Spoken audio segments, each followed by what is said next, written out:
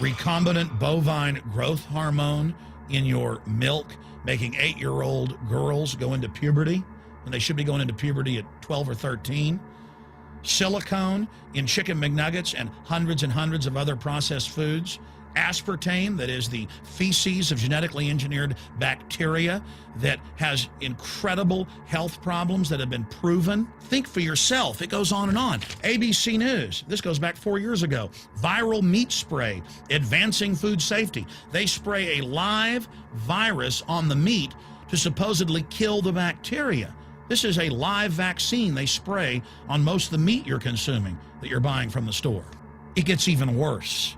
The petroleum distillates, or toxic waste that's left over from petroleum refineries that refine oil into gasoline, they take these tens of millions of pounds of toxic waste that's left over, the fluoride, the mercury, the lead, and they dump it on crops as supposed fertilizer. And what do crops like tomatoes and corn and potatoes do?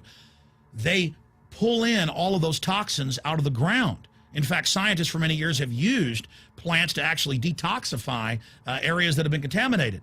And those plants are pulling all of this up, and then you are eating it.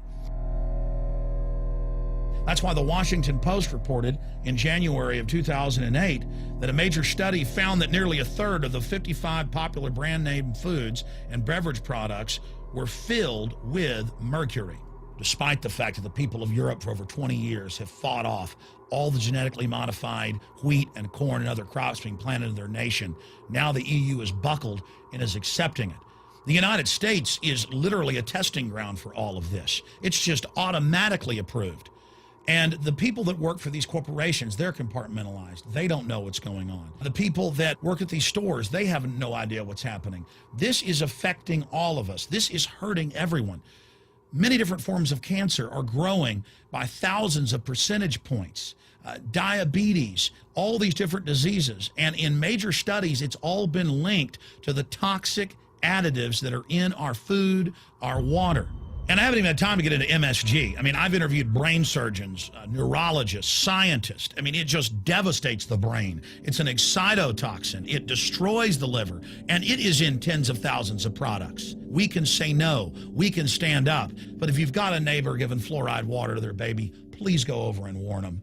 If you got a neighbor that's sitting there eating MSG-filled chips, one after the other, warn them. You've got a responsibility. If you know people that are feeding processed foods filled with GMO, warn them. And for God's sakes, don't give it to your own children. If you want to kill yourself, that's your own business. But don't hurt your children. Don't do this, ladies and gentlemen. In closing, I want to talk about some positive things.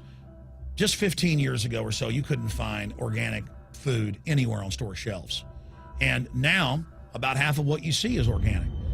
Just a few years ago, all the milk had the growth hormone in it. Now it's hard to find milk that has the growth hormone in it because the consumers have spoken and said no.